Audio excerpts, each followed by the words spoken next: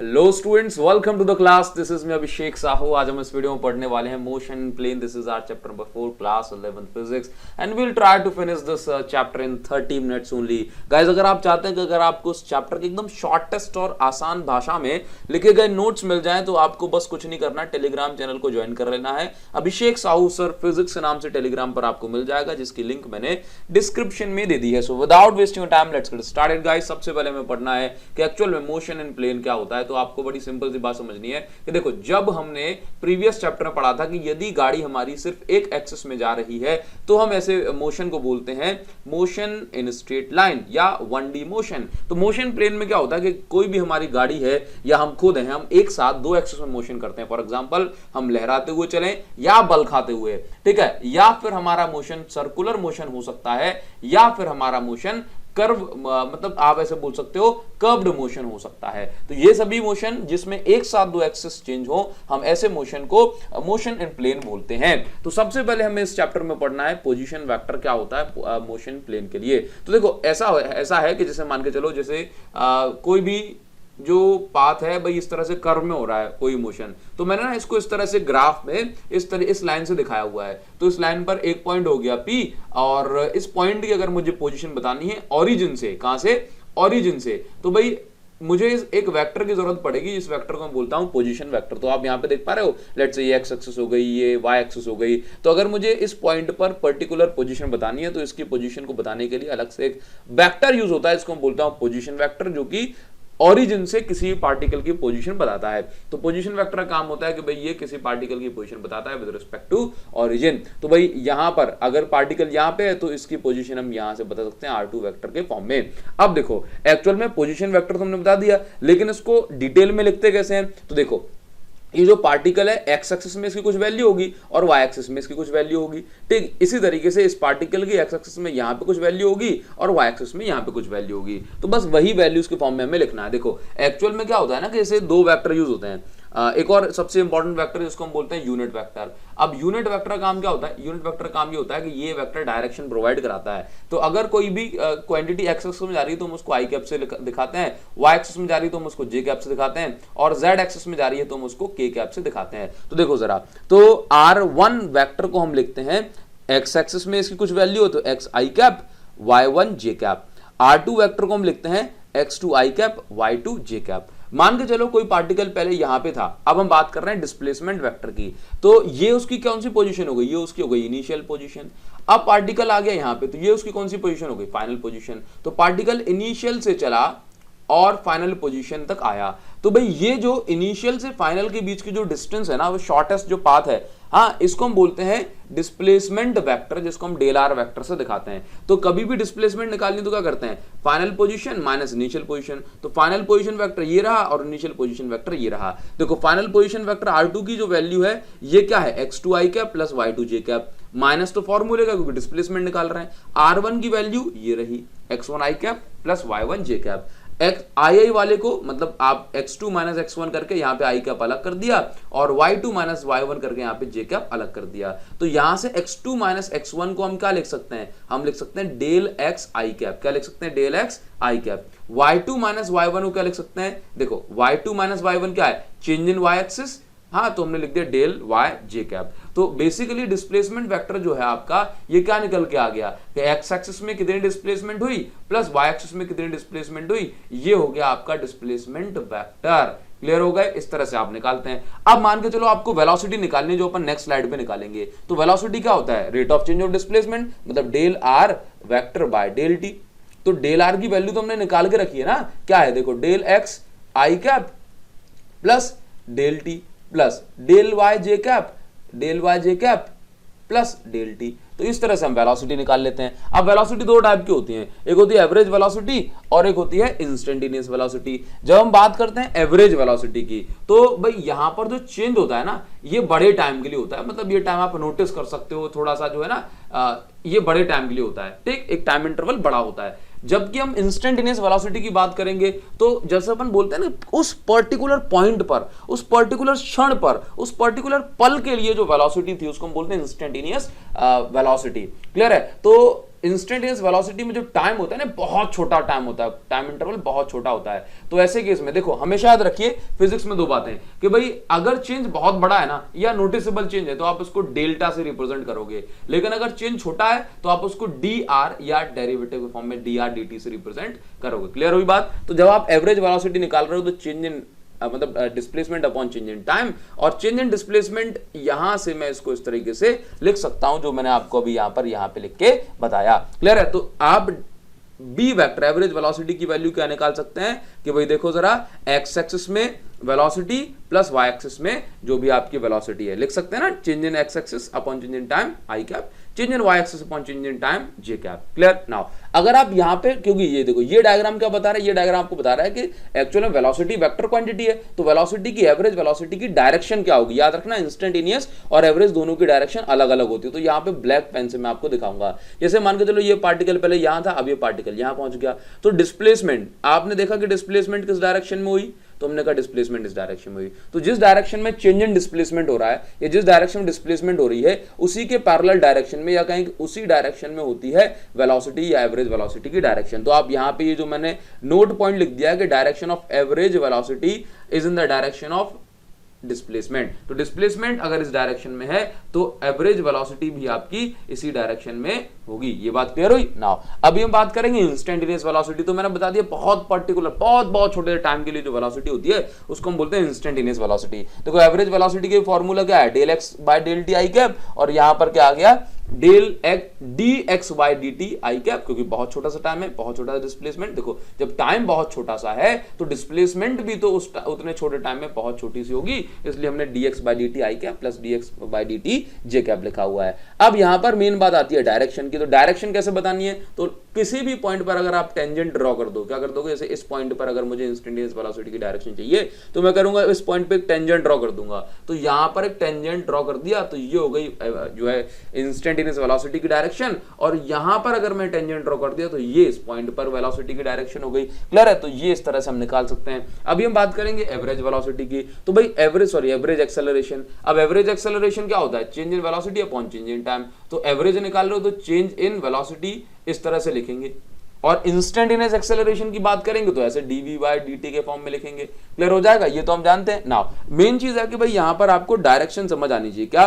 Direction of change in velocity, मतलब average acceleration की direction क्या होती है। तो देखो मान के चलो कि मेरे पास ये एक प्लेन है, ठीक। अभी क्या होता है कि इस पॉइंट पर और इस पॉइंट पर देखो एवरेज एक्सेलरेशन क्या होता है, change in velocity upon change in time. तो वेलोसिटी जिस डायरेक्शन में चेंज हो रही होगी ना उसी डायरेक्शन में होगी एक्सेलरेशन की डायरेक्शन। तो जैसे मान के चलो मैं आपको यहां बताता हूं कि इस पर्टिकुलर पॉइंट पर वेलोसिटी, पर्टिकुलर पॉइंट पर वेलोसिटी की डायरेक्शन हो गई ये, ठीक। मैंने इसको नाम दे दिया v1 वेक्टर, ठीक है। चलिए, और इस पॉइंट पर मतलब टेंजेंट से दिखाई है मैंने इसको, इस पॉइंट पर ये डायरेक्शन हो गई, ये हो गई v2 वेक्टर। तो आपको कुछ नहीं करना, अब आपको कुछ भी नहीं करना। अब आप क्या करेंगे, बस ये जो वेक्टर है v1 वेक्टर और ये वाला जो वेक्टर है v2 वेक्टर, आपने इन दोनों की डायरेक्शन देख ली, बोला ऐसे ऐसे डायरेक्शन है, ये v2 वेक्टर हो गया। तो भाई ये v1 क्या था इनिशियल और v2 क्या है फाइनल।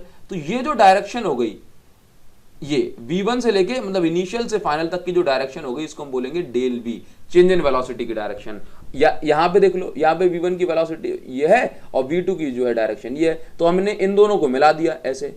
तो ये जो चेंज इन वेलोसिटी की जो डायरेक्शन होती है वही डायरेक्शन होती है एवरेज एक्सेलरेशन की। क्लियर? अब बात करेंगे इंस्टेंटेनियस एक्सेलरेशन की। अब इंस्टेंटेनियस एक्सेलरेशन तो मैंने आपको समझा दिया, लेकिन अब इंस्टेंटेनियस एक्सेलरेशन की जब हम बात करते हैं तो टाइम बहुत ज्यादा छोटा होता है। तो मैंने कहा कि भाई जैसे इस पर्टिकुलर पॉइंट पर वेलोसिटी की डायरेक्शन हो गई ये, अब मुझे करना है, अब मुझे यहां पर दिखाना है कि जो वेलोसिटी है ये इसके जस्ट बहुत छोटे से टाइम पर वेलोसिटी की डायरेक्शन क्या होगी, ये कुछ इस तरीके से होगी।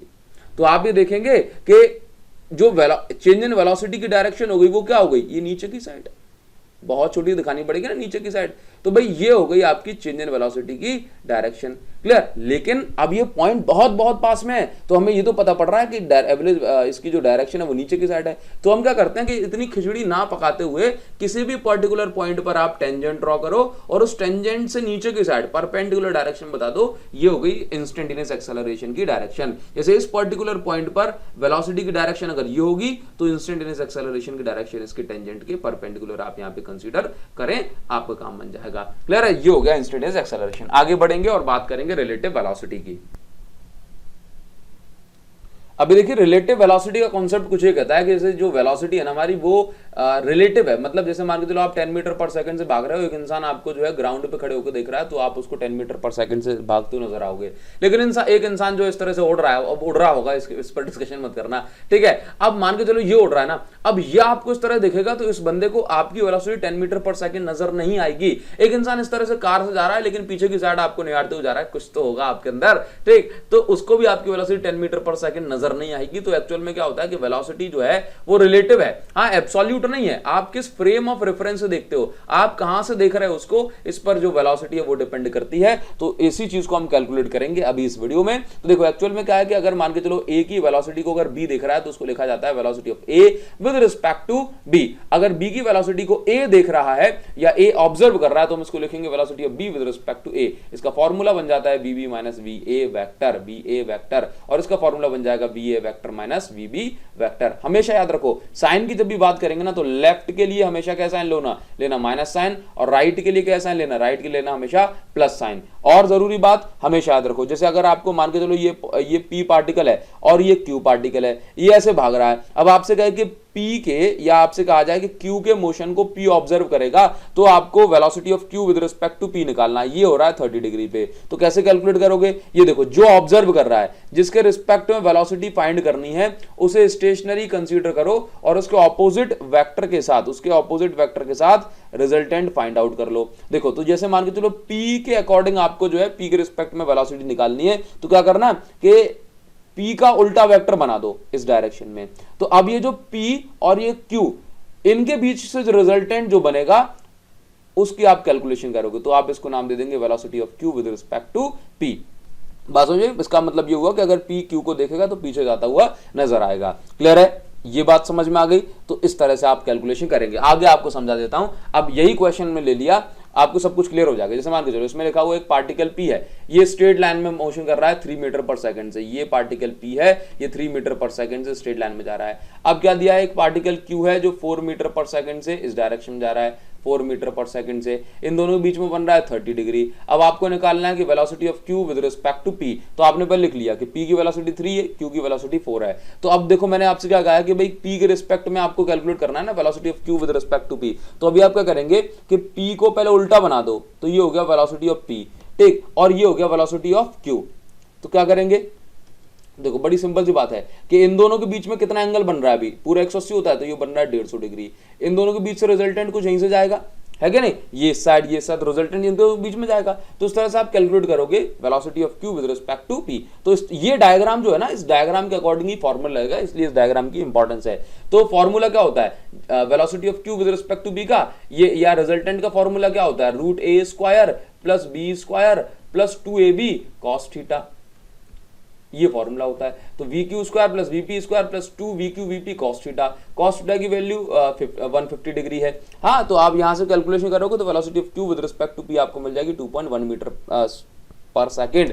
ये जो कॉन्सेप्ट आप लगाओगे तो आपसे बहुत सारे क्वेश्चन बन जाएंगे। ठीक है, आगे बढ़ते हैं। अभी अब हम आ जाते हैं द फेमस रेनमैन प्रॉब्लम। अब रेनमैन प्रॉब्लम क्या होती है, रेनमैन प्रॉब्लम में आपसे पूछा जाता है कि भाई बारिश अगर हो रही है ऐसे तो आप छाता खोलोगे कैसे। ठीक, बस इतनी बात समझना है। आपसे कहा जा रहा है कि आप जो है आप ऐसे खड़े हुए हो और बारिश ऐसे आ रही है तो छाता कैसे खोलोगे। बारिश अगर सीधी हो रही है, आप ऐसे खड़े हुए तो छाता कैसे खोलोगे। बारिश अगर ऐसे आ रही है और आप अगर ऐसे भाग रहे हो तो छाता कैसे खोलोगे। तो इस तरह के क्वेश्चंस आपसे पूछे जाते हैं। तो बस इसमें आपको बस एक ही बात याद रखनी है कि बारिश कैसे हो रही है डज नॉट मैटर। बारिश कैसे हो रही है इससे फर्क नहीं पड़ता, हमें कैसे नजर आ रही है ये मैटर करता है। तो बड़ी सिंपल सी बात है, वेलोसिटी ऑफ रेन मैटर नहीं करती, वेलोसिटी ऑफ मैन मैटर नहीं करती, लेकिन velocity of rain with respect to man, man को नजर कैसे आ रही है, वेलोसिटी ऑफ रेन इस मैन को नजर कैसे आ रही है ये मैटर करती है। इतनी बात अगर आप समझ गए तो अब काम हो जाएगा। तो हमेशा याद रखो भाई, नोट पॉइंट कहीं नहीं मिलेंगे इतने आसान भाषा में। ऑलवेज कैलकुलेट VRM, मतलब velocity of rain with respect to man को हमेशा कैलकुलेट करनी है और VRM की इक्वेशन के अकॉर्डिंग डायग्राम बनेगा, डायग्राम से काम हो जाएगा। देखो जरा चलिए अब क्वेश्चन यहाँ पे मिल गया। क्वेश्चन में देखो क्या पूछा जा रहा है कि at what angle man should hold umbrella to save himself from rain. मतलब इंसान को जो है ना, ये इंसान खड़ा हुआ है, इसको कितने एंगल पे अम्ब्रेला खोलना चाहिए ताकि ये बारिश से बच जाए। अब इस समय ये क्या कर रहा है, ये इस समय 5 मीटर पर सेकंड से भाग रहा है, बारिश ऐसे हो रही है नीचे की साइड, और ये बंदा जो है ना 5 मीटर पर सेकंड की स्पीड से भाग रहा है, तो ऑब्वियस सी बात है सीधा छाता खोलेगा तो ऊपर से भीग जाएगा सामने से। तो उसको कितने एंगल पे छाता खोलना चाहिए, ये हमें जो है इसमें इस क्वेश्चन में समझना है। तो कभी भी ऐसा क्वेश्चन आ जाए ना, तो बस आप पहले डेटा नोट करो। बारिश कहां हो रही है, नीचे की साइड, तो velocity of rain tan j cap, Y axis में है तो j कैप, लेकिन नीचे की साइड हो रही है तो माइनस साइन लगा दिया। देखो यहाँ पे नीचे साइड हो रही है तो माइनस साइन लगा दिया। अब इसका समझो, इंसान कहां भाग रहा है, राइट साइड, तो प्लस में आएगा। तो velocity of man x axis में तो +5 आई कैप। बस आपको देखो क्या बताया था कि VRM निकालना है, VRM तो velocity of rain with respect to man. तो VRM की कैलकुलेशन क्या होती है, ये होती है VR vector minus VM vector. अब देखो as it is, VR vector की वैल्यू ये एज इट इज रख दी, VM वेक्टर की वैल्यू देखो यहां से एज इट इज पुट कर दी, माइनस साइन की जगह माइनस साइन लगा दिया। तो VRM वेक्टर की इक्वेशन क्या बन गई, चेक कर लो एक बार। VRM वेक्टर की इक्वेशन बन गई ये। अब इस इक्वेशन के अकॉर्डिंग डायग्राम बनाएंगे और इस डायग्राम से एंगल निकाल लेंगे। देखो -10 j कैप, मतलब नीचे माइनस साइन बता रहा है नीचे की साइड, तो हमने ये बना दिया 10 j कैप। ठीक, -5 आई कैप, तो हमने ये बना दिया 5 आई कैप। माइनस हो तो भाई नेगेटिव एक्स एक्सिस में जाएगा, ऑब्वियस सी बात है। अभी ना ये 10 j कैप और 5 आई कैप, इन दोनों के बीच का जो रिजल्टेंट है ना, इसी को बोलते हैं velocity of rain with respect to man, क्योंकि ये तो था वेलोसिटी ऑफ रेन और ये है वेलोसिटी ऑफ मैन। ठीक है, अब समझना, जो भी जैसे मैंने आपको ये वाला कॉन्सेप्ट समझाया था, तो उसमें क्या बस जिसके रिस्पेक्ट में देख रहे हो उसका उल्टा वेक्टर बना दो, तो यही हमने किया है। अदरवाइज आपको दिमाग लगाना ही नहीं है, आप तो इस इक्वेशन के अकॉर्डिंग डायग्राम बना लो। एक बार और समझाया तो हमें कोई जल्दबाजी नहीं है। देखो -10 j कैप तो नीचे की साइड j कैप, ये -5 आई कैप तो पीछे की साइड आई कैप बना दिया। ये क्या है, ये velocity of rain with respect to man. अब क्या है ना कि भाई इस इंसान को ना बारिश इस एंगल पे दिखाई पड़ रही है, ये वाला एंगल वाई एक्सिस के साथ, तो उसको ना अल्टरनेट एंगल थीटा, मतलब जिस एक्सिस पे बारिश होगी उसी एंगल पे तो जो है अम्ब्रेला खोला जाएगा। तो अब आप क्या करो, बस इस एंगल थीटा को कैलकुलेट कर लो। तो इस एंगल थीटा को आप कैलकुलेट करोगे तो ये थीटा तो 90 डिग्री, तो ये कहलाएगा आपके पास बेस, और ये कहलाएगा परपेंडिकुलर। तो tan थीटा निकालो। कभी भी एंगल फाइंड आउट करना है, डायरेक्शन फाइंड आउट करना है, तो हमेशा क्या कैलकुलेट कर लो, tan थीटा। तो भाई tan थीटा का फॉर्मूला परपेंडिकुलर अपॉन बेस। तो परपेंडिकुलर वैल्यू यहाँ पे देखो, अगर ये 5 है तो ये वाला भी 5 है, तो यहाँ पर समझो 5/10, तो tan theta is equal to 1/2, तो theta is equal to tan inverse 1/2। इस तरह से आप कैलकुलेट कर लोगे, तो इतने एंगल पे अगर वो छाता खोलेगा तो वो बारिश से बच जाएगा। क्लियर। नाउ एक और क्वेश्चन आपको समझा देता हूँ, आपको सब कुछ क्लियर हो जाएगा। देखो यहाँ पर बस एक बात याद रख लो कि cos 37 की वैल्यू इतनी होती है 4/5, और sin 37 की वैल्यू होती है 3/5। वैल्यूज का क्या है आपको मिल ही जाएगी गूगल पे। ठीक ना, अभी क्वेश्चन क्या दिया जा रहा है, at what angle man should hold umbrella to save himself from rain. भाई कितने एंगल पे इंसान को जो है ना अम्ब्रेला खोल लेना चाहिए कि अगर वो बारिश से बचना चाहता है। तो क्वेश्चन सिंपल सा है कि बारिश हो रही है, वेलोसिटी ऑफ रेन हो रही है 10 मीटर पर सेकंड से, और ये जो रेन है, ये जो बारिश है, ये बारिश वर्टिकल के साथ 37 डिग्री पे हो रही है। ठीक, चलिए तो अब आपको ना, और इंसान भाग रहा है सीधा इस तरीके से, तो कुछ नहीं करना, सिर्फ आपको इक्वेशन बनाना है और इक्वेशन के हिसाब से डायग्राम। तो बस आपको पहले समझ लेना है कि रेन कैसे हो रही है। तो रेन तो भाई 10 मीटर पर सेकंड ऐसे आ रही है।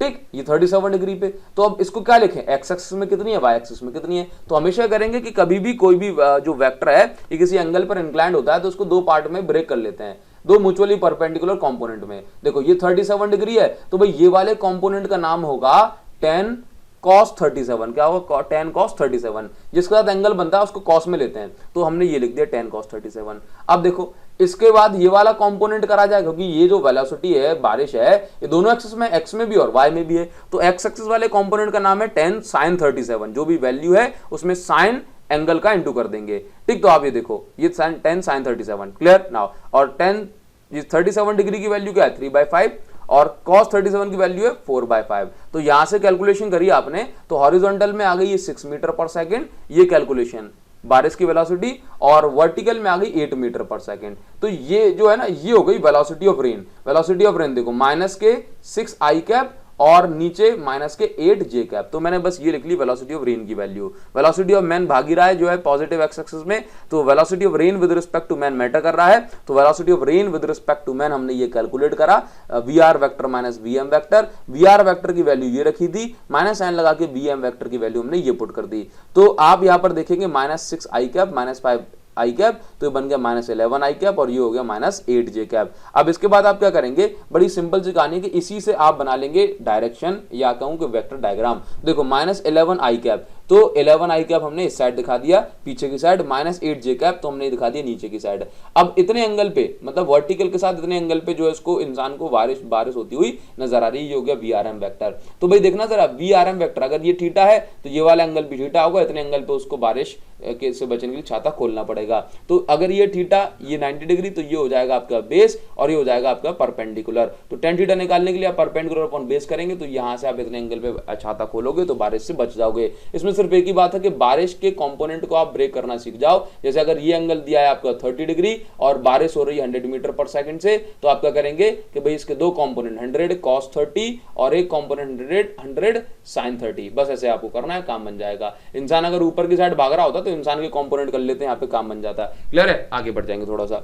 अभी देखिए अभी हम पढ़ेंगे प्रोजेक्टाइल मोशन। देखो एक्चुअल में क्या होता है, मान के चलो प्रोजेक्टाइल मोशन में जैसे आपने एक बॉल को किक किया और ये बॉल जो है बहुत दूर जाकर के चली गई, तो एक्चुअल में इस बॉल का जो पाथ है ये कैसा हो गया, पैराबोलिक। कैसा हो गया? पैराबोलिक। जैसे सर्कुलर पाथ होता है, रेक्टेंगुलर पाथ होता है, वैसे ही पैराबोलिक भी पाथ होता है। पैराबोलिक पाथ अब देखो दो तरह से होता है, ये प्रोजेक्टाइल मोशन आपका दो तरह से होता है। एक तो होता है एंगुलर प्रोजेक्टाइल मोशन, जब आप किसी बॉल को इस तरह से एंगल पे फेंक दें तो इस प्रोजेक्टाइल मोशन को हम एंगुलर प्रोजेक्टाइल मोशन बोलते हैं। इसके बाद मान के चलो कि आपने किसी बॉल को बिल्डिंग से फेंक दिया इस तरह से टावर पे खड़े होके, तो इस मोशन को आप प्रोजेक्टाइल मोशन बोलोगे। आप भी देख रहे हो इसका आधा पार्ट हो रहा है ये, तो ये भी आपका पैराबोलिक पाथ है। कैसा पाथ है? पैराबोलिक पाथ है।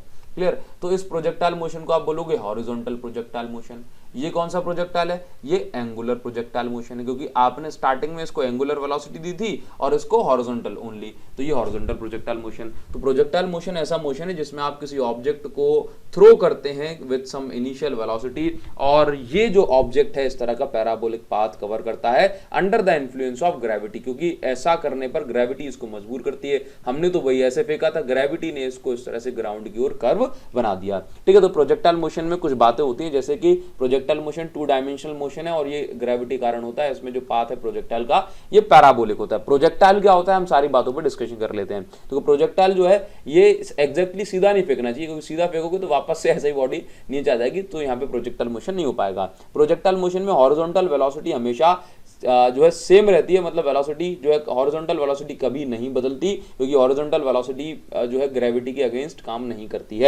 आगे समझ में आ जाएगा। भाई देखो vertical velocity keeps on changing, हाँ it becomes zero at maximum height. देख जैसे कि अगर मैं बात करूं कि इस पॉइंट पर अभी दो वेलोसिटी है, एक तो बॉल आगे भी जा रही है और बॉल ऊपर भी उठ रही है, बॉल आगे भी जा रही है और बॉल ऊपर भी जा रही है, बॉल आगे भी बॉल ऊपर भी। तो जो आगे जाने वाला कंपोनेंट ये आपका हॉरिजॉन्टल कंपोनेंट है। तो हॉरिजॉन्टल कंपोनेंट कभी भी चेंज नहीं होता, हॉरिजॉन्टल वेलोसिटी कभी चेंज नहीं होती, लेकिन वर्टिकल कंपोनेंट पे जो है ग्रेविटी, ये देखो ग्रेविटी मतलब एक्सेलरेशन ड्यू टू ग्रेविटी या ग्रेविटी से नीचे खींच रही है ना, तो वर्टिकल कंपोनेंट ऊपर जाते जाते क्या हो जाएगा, ये हो जाएगा जीरो, लेकिन हॉरिजॉन्टल कंपोनेंट जीरो नहीं होगा, ये हमेशा कांस्टेंट रहेगा। ये बात आपको यहाँ पे समझ के चलनी होती है।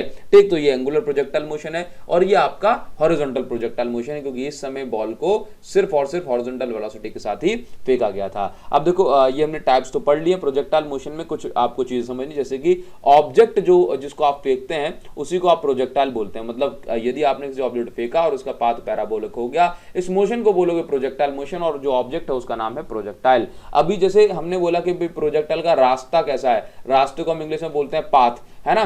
तो पाथ को प्रोजेक्टाइल मोशन में ट्रेजेक्टरी कहा जाता है ना।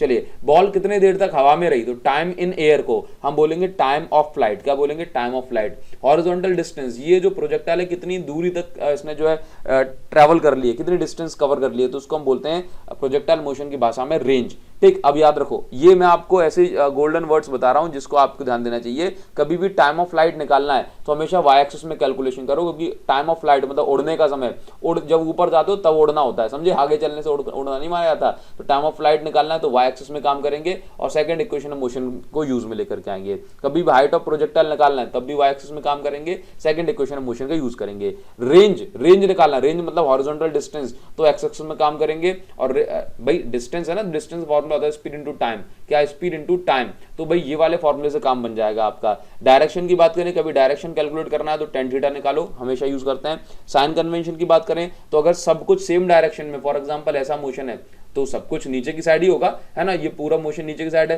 तो पॉजिटिव साइन कंसीडर करना है सब में। लेकिन अगर मोशन ऐसा हो रहा है कि आधा ऊपर की साइड और आधा नीचे की साइड, तो डायरेक्शन मतलब तो अप साइड के लिए पॉजिटिव और डाउन साइड के लिए हमेशा नेगेटिव साइन कन्वेंशन का अपन यूज लेंगे। देखिए जरा, अभी हॉरिजॉन्टल प्रोजेक्टाइल मोशन में आपको क्या क्या चीजें कैलकुलेट करनी है। सबसे पहले टाइम ऑफ फ्लाइट, रेंज वगैरह इनकी कैलकुलेशन आपको करनी है। तो देखो, कभी भी हमको, जैसे ये टावर है, इस टावर से आपने बॉल को फेंका, तो इस समय आपने सिर्फ और सिर्फ इसको एक्स एक्सिस में वेलोसिटी दी, तो हमने उसको बोला कि एक्स एक्सिस में जो वेलोसिटी है वो है यू।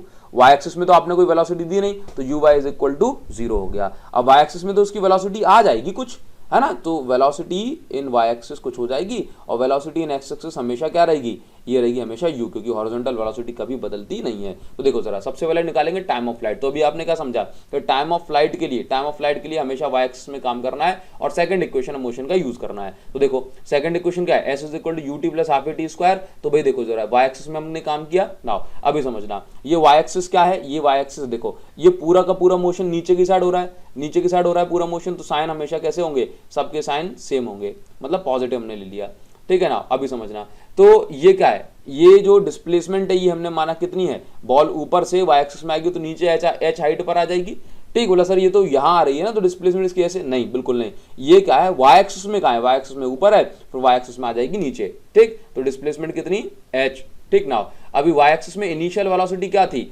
देखो सबसे पहले ऊपर ये 0 थी, और यहां पर एक्सेलरेशन कौन करेगा, एक्सेलरेशन ड्यू टू ग्रेविटी, तो स्मॉल जी की वैल्यू से यहां पे एक्सेलरेशन होगी। तो अभी हमने क्या किया, ये वैल्यूज पुट करी, h इज इक्वल टू ये 0 plus half G T square. तो यहां से टाइम ऑफ फ्लाइट की वैल्यू आ गई √2h बाय जी। इसके बाद रेंज निकालना है, तो रेंज के लिए देखो मैंने आपको यहाँ पे बता दिया कि रेंज के लिए फॉर्मूला क्या होगा, speed into time of flight, ठीक। एक्स एक्सिस में हमेशा कैलकुलेट करेंगे। तो भाई हॉरिजॉन्टल वेलोसिटी, हॉरिजॉन्टल स्पीड कितनी थी, देखो जरा स्टार्टिंग में u, ठीक, u, और टाइम ऑफ फ्लाइट की वैल्यू √2h बाय जी। तो इस तरह से आप कैलकुलेट कर लेंगे। तो ये हो गया टाइम ऑफ फ्लाइट हॉरिजॉन्टल में, और ये हो गई रेंज हॉरिजॉन्टल में, हॉरिजॉन्टल प्रोजेक्टाइल मोशन में। अब आपको किसी भी पर्टिकुलर पॉइंट पर अगर वेलोसिटी निकालनी है, फॉर एग्जांपल इस पॉइंट पे वेलोसिटी क्या होगी, तो भाई इस पॉइंट पे दो वेलोसिटी है, एक तो वाई एक्सिस में और एक एक्स एक्सिस में। तो पहले तो आपको एक्स एक्सिस तो सेम है भाई, वेलोसिटी जो है कुछ टाइम के बाद भी सेम रहने वाली है u, लेकिन वाई एक्सिस में जो वेलोसिटी है बदल चुकी होगी। तो पहले हमने वेलोसिटी इन वाई एक्सिस निकाल ली फर्स्ट इक्वेशन से, v is equal to u plus at।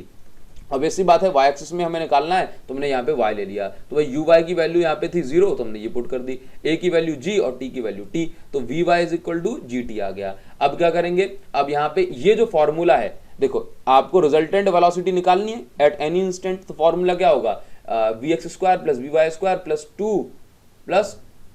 2 vx vy cos 90, कितना हो जाएगा, cos 90, ठीक है, cos 90 वैल्यू क्या होती है, 0। तो आपको यहाँ पर ज्यादा दिमाग लगाना नहीं है, और आप यहाँ पर इसको डायरेक्ट ही इस तरीके से निकाल सकते हैं, ठीक है। तो बस इस तरह से आपने क्या करोगे, यहाँ पर आप निकाल लेंगे resultant velocity at any point. Clear, ये बात समझ में आई। देखिए अभी हम आ जाएंगे एंगुलर प्रोजेक्टाइल मोशन में। तो देखो जैसे मान के चलो कि स्टार्टिंग में आपने किसी बॉल को फेंका किसी प्रोजेक्टाइल को u वेलोसिटी के साथ। अब ये जो वेलोसिटी है ये हॉरिजॉन्टल के साथ थीटा एंगल बना रही है, ठीक। तो इस वेलोसिटी के दो कंपोनेंट होंगे, एक एक्स एक्सिस में और एक वाई एक्सिस में, मतलब ये बॉल आगे भी बढ़ रही है और ये बॉल ऊपर भी जा रही है। तो अभी देखो स्टार्टिंग में जो एक्स एक्सिस वाला कंपोनेंट हो गया उसका नाम होगा u cos थीटा, क्योंकि हॉरिजॉन्टल के साथ ही थीटा एंगल बन रहा है, और वर्टिकल का नाम हो गया u sin थीटा, ठीक। ये बात हो गई। नाउ अभी समझना टाइम ऑफ फ्लाइट सबसे पहले कैलकुलेट करनी है। तो देखना जरा, टाइम ऑफ फ्लाइट के लिए आपको क्या चेक करना पड़ेगा, सेकंड इक्वेशन मोशन लगाएंगे वाई एक्सिस में। अभी देखो पहली चीज, ये मोशन ना दोनों डायरेक्शन में हो रहा है, ऊपर भी और नीचे भी।